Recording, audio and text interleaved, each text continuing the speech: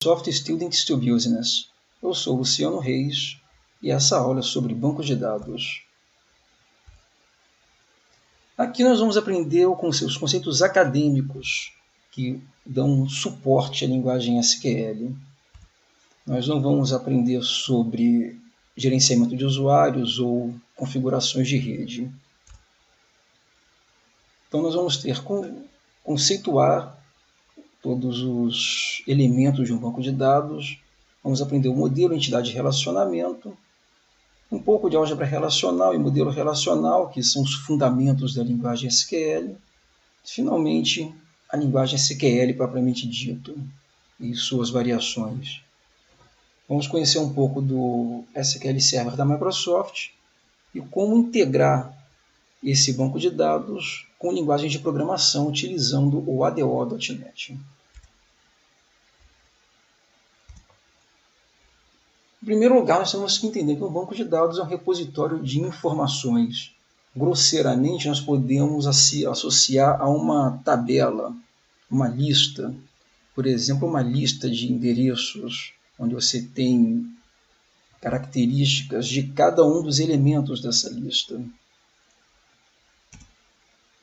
Para isso, nós precisamos usar um sistema gerenciador de banco de dados.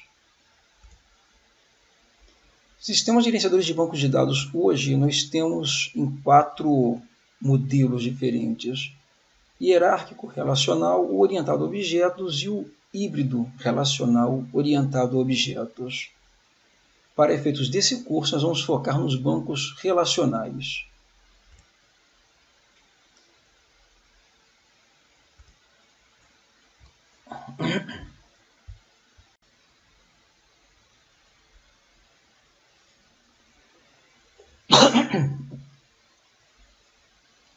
O modelo entidade-relacionamento fundamenta os conceitos de bancos de dados.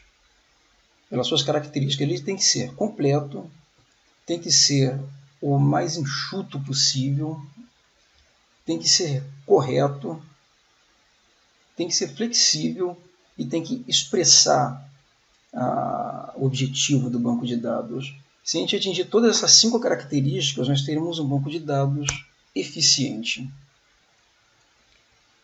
Então, a gente começa pelas fases desse projeto. A primeira fase é o usuário, que ele traz o problema. A fala do usuário ela é ambígua, imprecisa. Ela necessita que um engenheiro ou um especialista transforme isso num modelo mais preciso.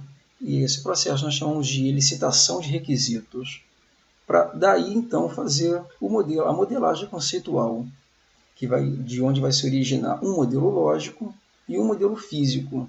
O modelo físico é o que vai formar o banco de dados propriamente dito. Ele tem os 3 elementos básicos: a entidade, o relacionamento e o atributo. Uma entidade tipo, ela na verdade é o conceito do que é o elemento. Para se entender com facilidade, vamos entender como uma entidade tipo pessoa, por exemplo. Ela é composta por pessoa, telefone, endereço. Vamos pensar num modelo de endereços e telefones que fica bem simples a gente esquematizar.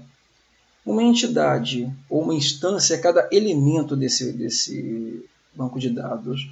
Então, utilizando o nosso exemplo, a entidade seria uma pessoa com todos os seus dados. Uma pessoa com nome, endereço, telefone. E o relacionamento tipo, ele é o conjunto de associações entre esses elementos. Porque os atributos eles podem ter variações. Por exemplo, o nome ele é um atributo simples. Já o endereço ele é um atributo composto, porque ele se divide no nome do logrador, o tipo do logrador, o número da residência. E esses atributos eles também podem ser monovalorados ou multivalorados, como por exemplo, usando o nosso exemplo da pessoa, uma pessoa pode ter vários telefones. O nosso modelo tem que ter a restrição de integridade. Para isso, para manter a unicidade da entidade, nós utilizamos uma chave primária.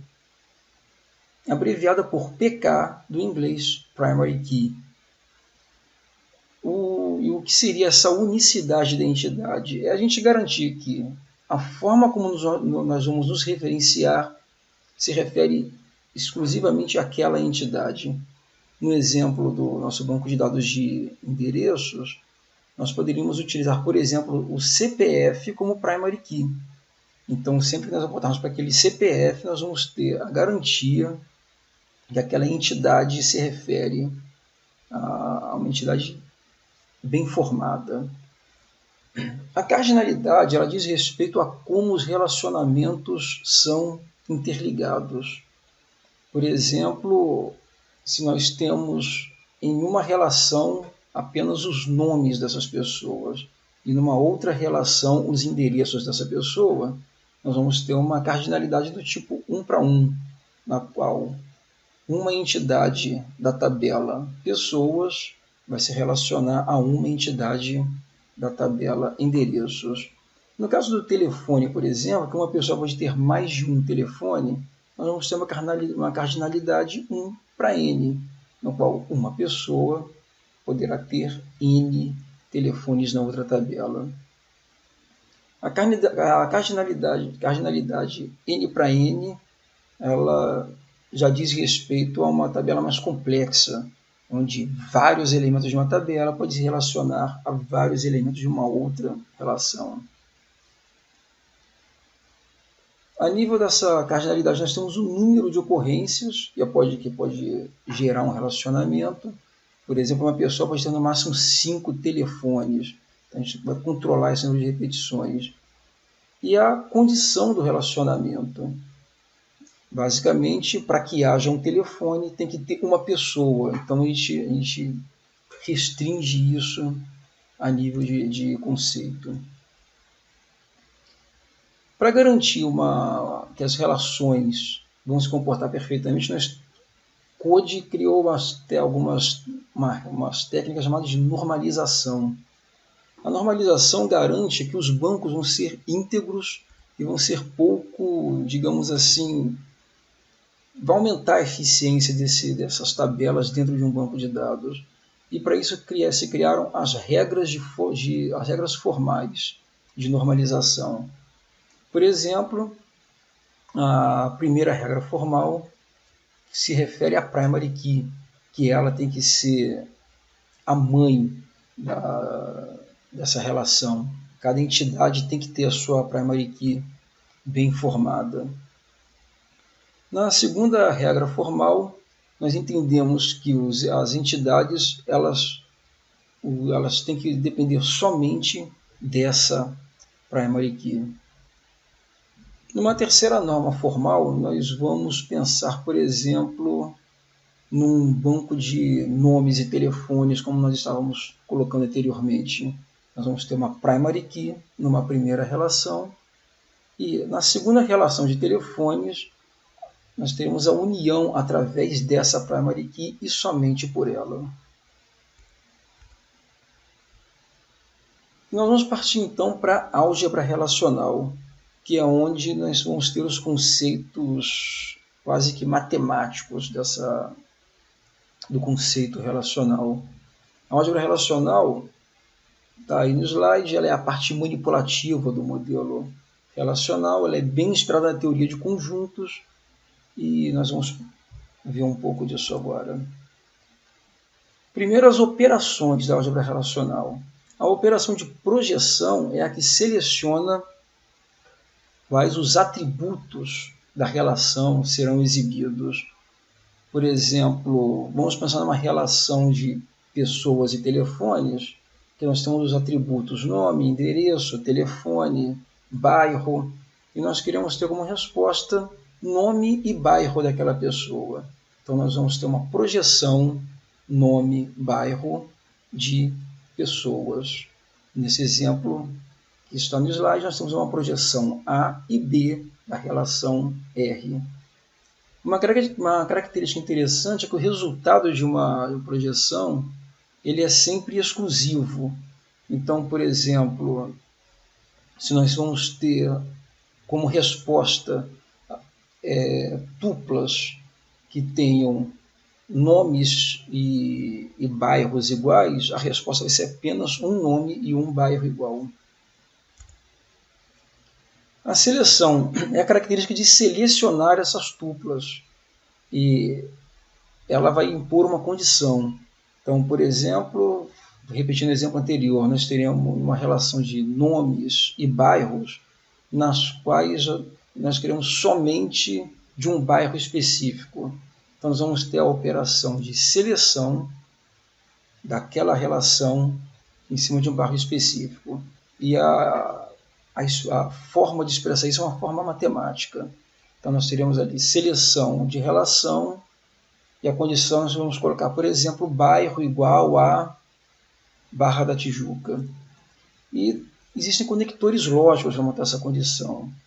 Conectores do tipo e, ou e não.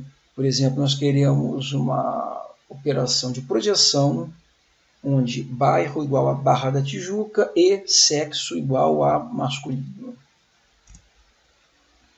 Aí estão os exemplos de projeção e seleção. Os exemplos estão bem claros e eles contemplam exatamente o que foi falado. Outra operação da álgebra relacional é a união, onde nós vamos unir os resultados de duas respostas de relação. E existem algumas regras. Por exemplo, como essa resposta vai ser em forma de uma tabela, então as colunas dessa tabela têm que seguir as mesmas características.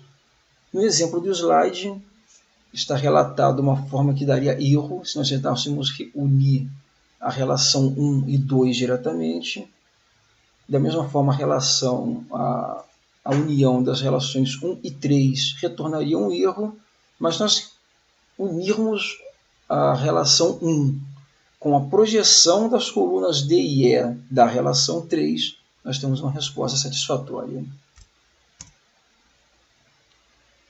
A interseção de relações, onde nós vamos unir duas relações e retornar somente as tuplas cujo conteúdo seja uma operação de interseção, como na operação de conjuntos mesmo. Tem um exemplo bem prático aí no slide.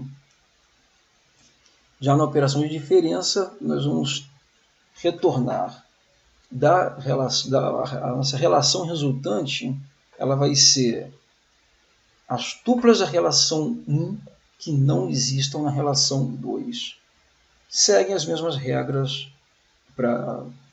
das operações de união, por exemplo.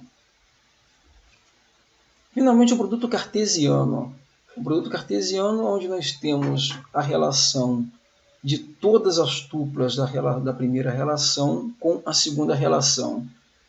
Por que eu coloquei ele no slide que numa condição normal o produto cartesiano é o pesadelo do programador?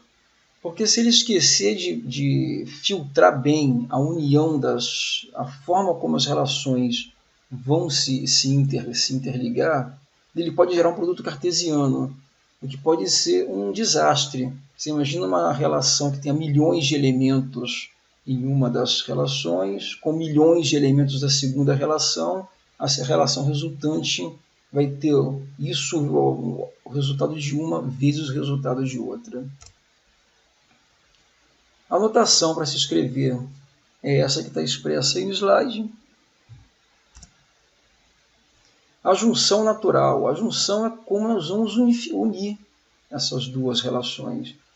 No nosso exemplo de pessoas e telefones, nós teremos uma relação com as pessoas, nomes das pessoas. Outra relação com seus telefones. Como é que a gente une essas duas relações? Lembrando que nós temos o código lá na tabela pessoa, que é a primary key, que vai ser uma foreign key na segunda relação, uma chave estrangeira. Então, através dela, nós vamos ter uma união, uma junção das duas relações. As junções elas podem ser naturais, como eu coloquei anteriormente, ou externas. E a junção externa, a característica dela é que ela não depende que haja uma interseção entre as duas relações. Então, por exemplo, digamos que uma pessoa que não tenha telefone, nós vamos fazer uma junção externa à esquerda, que a primeira relação comanda e não depende de elementos na segunda relação. O processo oposto acontece com a junção externa direita, e numa junção externa total, nenhuma das relações depende uma da outra. Nós vamos ter como resposta todos os elementos das duas relações. Nós temos ainda as funções de agregação dentro da álgebra relacional, que dão respostas escalares, ou seja, um único resultado e não uma relação. Por exemplo, o máximo da relação R atributo, como está colocado ali. Vai pegar o valor máximo, a resposta vai ser o valor máximo daquele atributo dentro da relação. Por exemplo, uma relação de salários. Se nós colocarmos ali máximo salário da relação salários, o resultado vai ser o salário mais alto.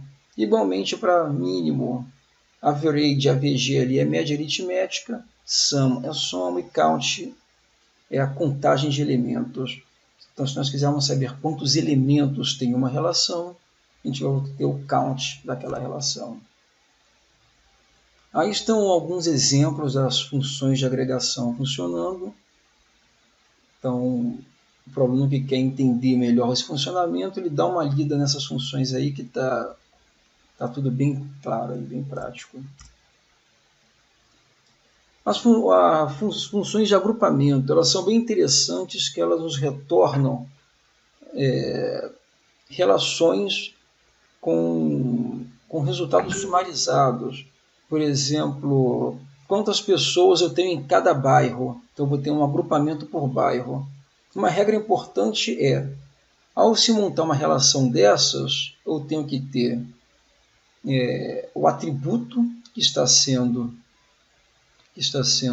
colocado em questão e o contador ou a função de agregação referente àquele atributo.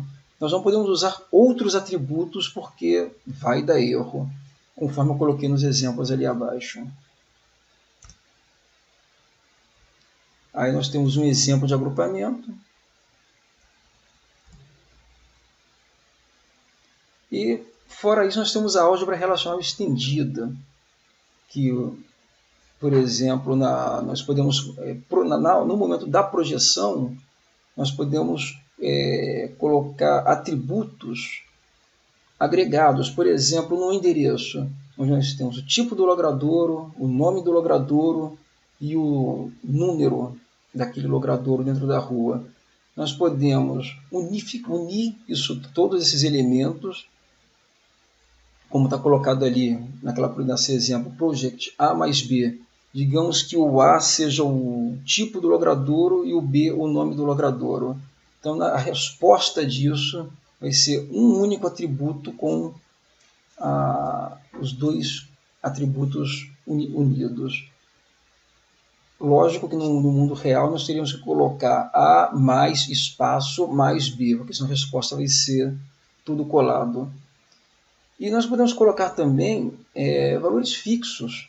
Por exemplo, aquele 20 ali foi colocado como exemplo que que a resposta vai ter aquele número 20 fixo ali, independente de qualquer cálculo ou qualquer tipo de retorno dessa relação. Aí estão alguns exemplos de tudo que falamos. São apenas 5 exemplos que resumem bem todos os conceitos da álgebra relacional.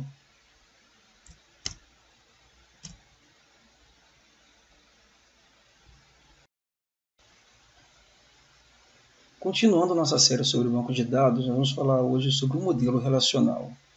Ele implementa o modelo entidade de relacionamento que estudamos no tópico anterior. Ele tem seu próprio modelo de esquema da relação, apresentado aí no slide.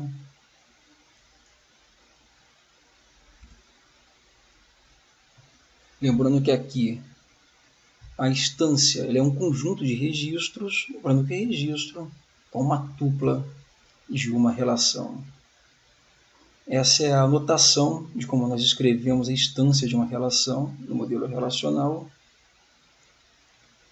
A paridade da relação é um outro conceito, lembrando que nós estamos aqui conceituando. Tá? A paridade, nós vamos ter a quantidade de campos daquele esquema, e a quantidade na cardinalidade nós temos a quantidade de registros de uma determinada instância. Um banco de dados relacional, lembrando, ele nada mais é que um conjunto de relações essas estudadas no tópico anterior. E um esquema de banco de dados relacional é um conjunto de esquemas e suas relações.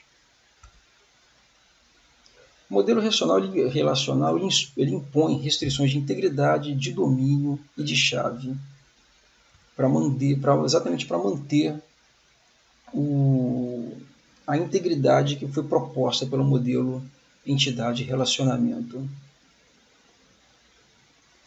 Observe que essa questão das chaves estrangeiras, que nós comentamos antes, que é onde a primary key ela é quem coordena realmente as relações.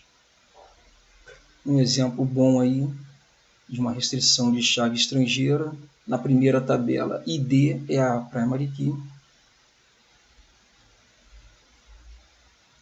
O modelo relacional ele também implementa as operações sobre relações. E esse conceito de divisão ele é uma coisa interessante, que imagina que nós fizemos uma relação resultado de uma seleção, uma projeção, a relação já está montada.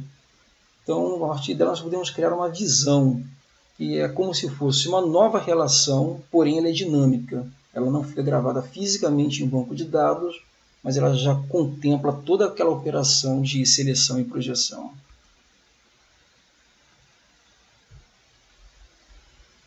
Agora, algumas considerações práticas, que ele realmente, o modelo ele é importante porque ele permite a implementação do modelo objeto relacional. A linguagem utilizada é a linguagem SQL, em seus inúmeros sistemas de bancos de dados. Nós vamos abordar aqui sobre o uso do Microsoft Access e o Microsoft SQL Server. Os exemplos aqui apresentados são compatíveis, tanto com SQL Server quanto Access, mas eventualmente são compatíveis com outros bancos de dados.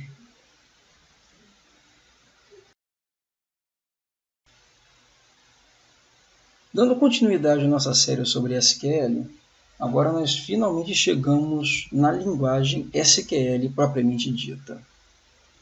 SQL, como muitos devem saber, é a sigla de Structured Query Language, e a sigla em inglês, ao contrário do que muitos pensam, não se fala SQL, mas se fala SQL. É uma linguagem padrão para se operar bancos de dados relacionais. Tem duas grandes divisões, DDL e DML, que é a Data Definition Language e a Data Manipulation Language.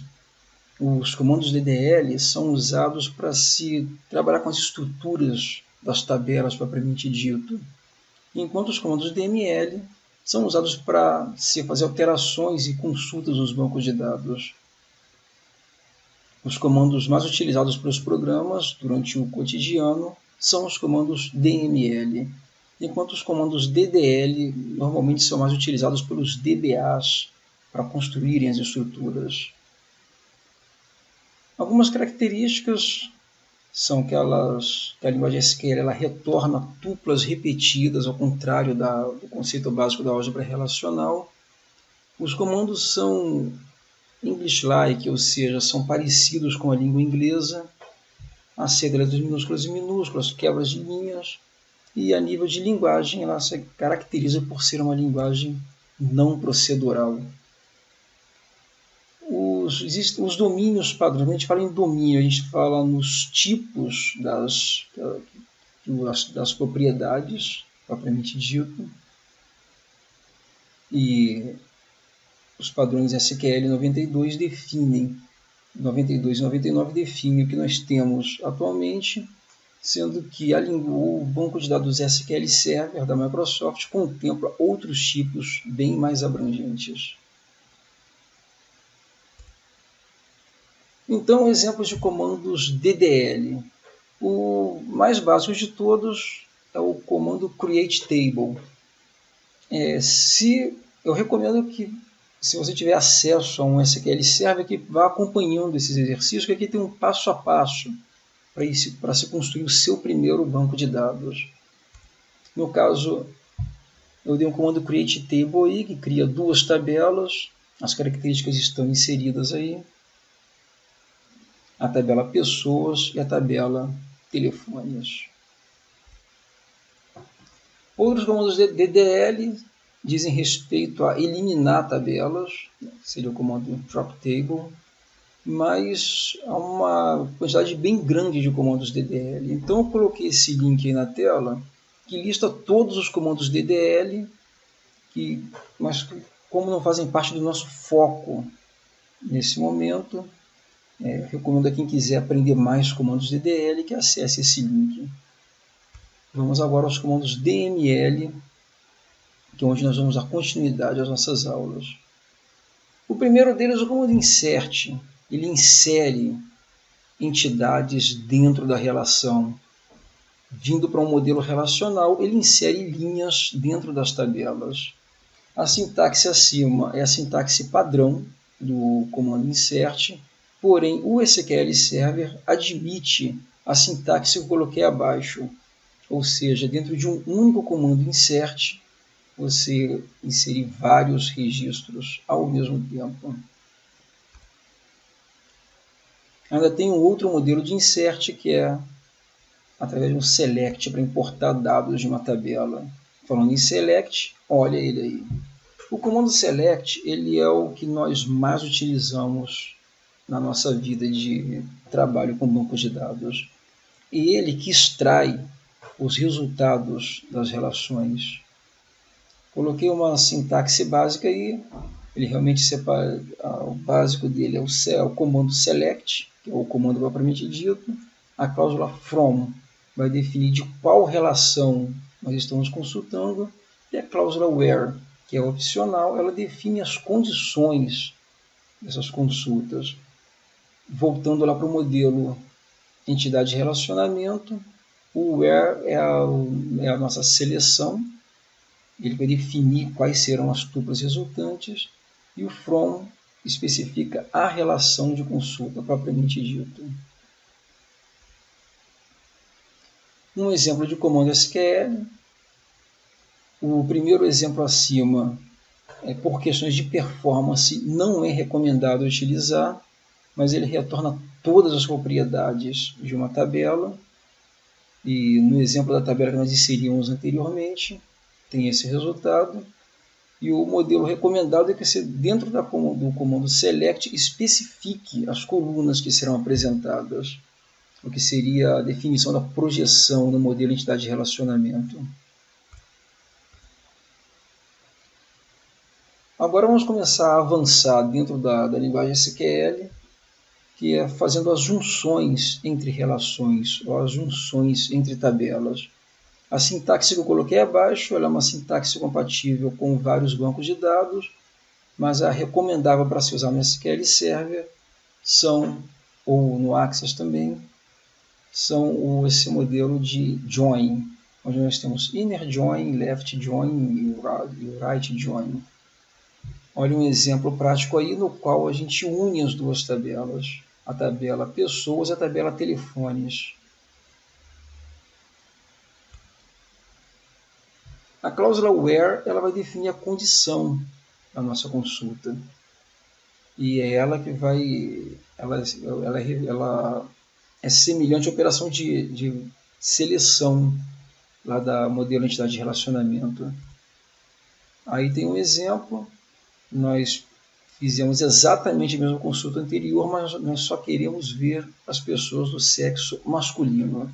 Observa a cláusula where ali embaixo, sexo igual a M. A cláusula like.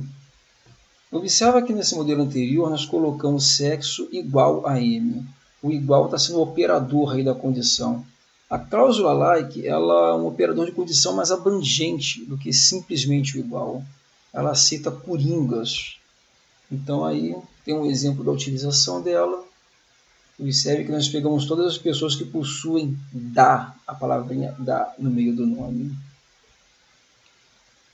Do jeito que está aí, nós poderíamos, se colocássemos, por exemplo, apenas 1%, depois, se colocasse, por exemplo, like, nome like Jo percente, viriam todas as pessoas que começam com Jo. E se colocasse, por exemplo, like percente ma, todas as pessoas que terminam com ma. A cláusula like ela é bem versátil para as consultas. As funções de agregação. Lembrando que se você aprendeu bem lá no conceito da entidade, do modelo de entidade de relacionamento, aí é apenas a forma de implementar dentro da linguagem SQL. Olha um exemplo prático aí. O agrupamento, também seguindo lá o mesmo modelo de entidade de relacionamento. Aqui nós temos o comando que vai agrupar as nossas consultas. Esse é um exemplo prático, bem simples e rápido. Além disso, nós temos a ordenação. Depois de feita a nossa consulta, nós temos como definir a ordem. Nesse exemplo aí, repeti a consulta feita anteriormente, mas agora eu botei por ordem de nome. Lembrando que poderia ser qualquer ordem. Se colocar o sufixo desk depois de nome, DSC, nós vamos ter em ordem descendente. Aí um resumo da ordem como acontecem os processamentos dentro de um comando select. O comando select ele é muito poderoso e a minha recomendação é que você estude todas as formas de utilizá-lo.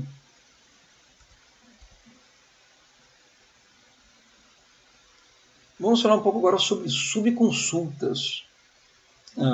Nós já aprendemos que o comando select ele é para fazer as consultas ao banco de dados, mas ele permite que se faça subconsultas dentro dele. Observem, por exemplo, esse exemplo dado aí. Eu fiz um select from, só que no lugar de especificar uma relação, uma tabela propriamente dito, eu estou fazendo uma pesquisa em cima do resultado de uma select anterior. Aí um outro modelo de fazer subconsulta, observando que, nesse caso, nós temos que garantir que a subconsulta vai retornar apenas um resultado. Esse modelo não funciona caso a subconsulta ela tenha mais de um resultado. O comando in ele é muito interessante, essa cláusula in, que ela define uma subconsulta, não tem um exemplo melhor aí, mas, por exemplo, nós podemos ter uma select que retorna várias linhas e nós não queremos, por exemplo, que essas linhas apareçam no resultado de uma outra query. Então, nós vamos usar esse in no sentido de where, not, in e aquela select aparecendo ali depois. Aí uns comandos mais avançados, como o comando between.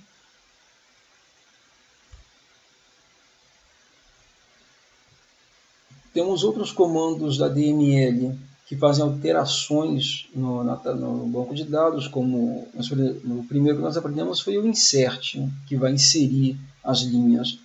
O delete ele trabalha muito semelhantemente ao select, porque ele tem uma condição. Então, para se excluir linhas de uma tabela, a gente simplesmente bota lá delete from, nome da tabela, where, a condição. Muito cuidado nesse momento, que se você esquecer a condição, ou se essa condição ela não for muito bem explicitada, você pode apagar todas as linhas da tabela. Dentro desse delete aqui, tem um exemplo utilizando aquela cláusula in que eu havia mencionado anteriormente.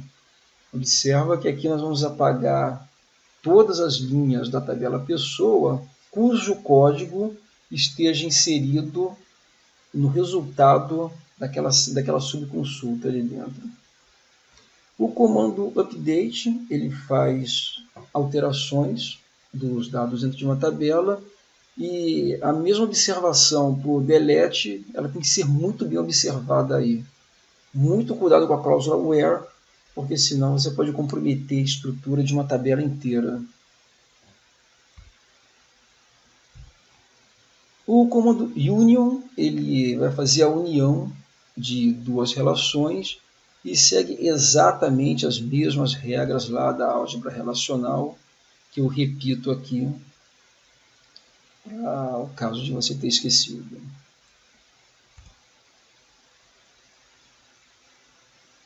E aqui o comando que cria as views. Nós comentamos sobre views lá na álgebra relacional e agora aqui a implementação dela. Observa que nós criamos uma view aí chamada lista. E o resultado dessa view ela é o quê? Ela é um select que integra duas tabelas.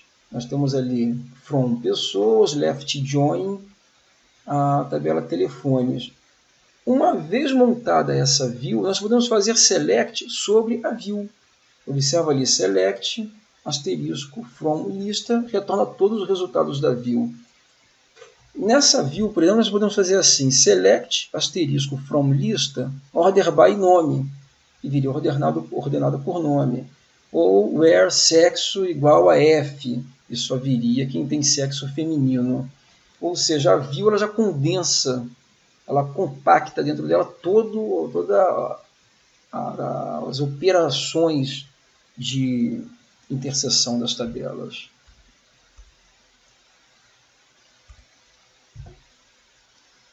Um conceito muito importante dentro de bancos de dados é o conceito de transação. Digamos, por exemplo, uma operação na qual você tenha mais de uma operação relacionada. Por exemplo, uma operação um exemplo prático aí, onde você debita valor de uma conta e credita na outra. Digamos que falte energia ou que por alguma intempérie da natureza o banco de dados seja interrompido no meio dessa operação. Ele ficaria inconsistente. Então nós temos que colocar tudo isso dentro de transações. Qual é a característica da transação? Se ela não for executada em sua integridade, ela também é totalmente revertida. Então não tem o perigo do banco de dados não perder a sua integridade. Aí está um exemplo de transação. Nós iniciamos com o comando begin transaction e encerra com o comando commit transaction. Ou seja, tem dois comandos update ali. Ele executa o primeiro. Caso aconteça alguma coisa entre a execução do primeiro e o segundo, o primeiro é desfeito. Assim que o banco de dados for retornado, a primeira transação ela é desfeita, mantendo-se o banco no estado inicial que ele estava antes do begin transaction. Isso é muito interessante, que nós podemos colocar, por exemplo, cláusulas condicionais e fazer um rollback nessa transaction através de condições. Olha esse exemplo aí, onde a gente faz dois updates, no qual o número de linhas afetadas tem que ser igual a 5. Ou seja, se tudo deu certo, commit transaction, a nossa transação está bem sucedida. Caso contrário, se não der 5 linhas ali naquele roll count, ele vai fazer um rollback, ou seja, toda a transação vai ser desfeita e o banco volta ao estado que ele estava antes de iniciar a transação. Stored procedures são um recurso muito interessante que nós temos nos bancos de dados, que permite que a gente crie praticamente programas inteiros rodando dentro do banco de dados. Isso permite que a gente coloque toda a regra do negócio dentro do banco de dados. Nesse caso, ela é chamada para aquele comando exec, conforme está ali no exemplo. Ali estamos executando uma storage procedure e passando os parâmetros. Uma vantagem é que como as storage procedures elas são compiladas no banco de dados, então a operação delas acaba acontecendo de uma forma muito mais rápida. Um exemplo de criação de Stored Procedure. Triggers. Semelhantemente às Stored Procedures, os triggers são trechos de comandos que acontecem no banco de dados, mas ao contrário de uma Stored Procedure que tem que ser chamada através de um comando, um trigger ele é instanciado diante de disparos do banco de dados. Então a gente define uma condição. Por exemplo, quando houver olha o exemplo que está ali. Se houver um update dentro da tabela T1, ele vai disparar aquela trigger. É uma outra forma interessante de se manter consistência no banco de dados. Functions é um outro recurso programacional que nós temos dentro dos bancos de dados. Tem que ser usado com muita cautela, porque se a sua function, por exemplo, ela for muito pesada, ela vai ser executada para cada linha da tabela, então isso pode causar uma perda de performance, mas se você faz uma function bem feita, você tem um ganho de produtividade muito grande na hora de fazer consultas no banco de dados.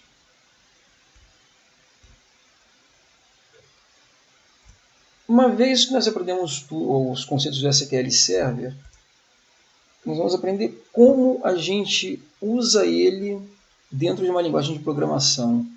Basicamente, nós vamos usar, dentro do universo Microsoft, nós vamos usar o ADO, que ele permite manipular os objetos do SQL Server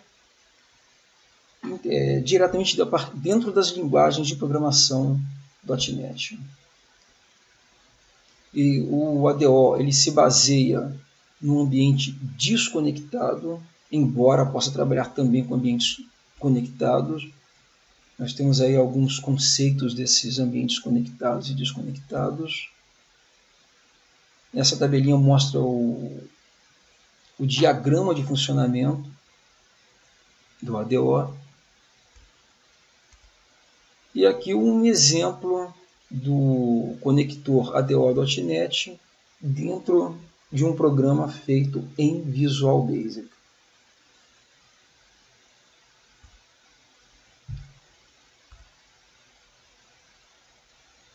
Outros recursos do SQL Server são o Reporting Services, que é uma ferramenta de geração de relatórios muito poderosa.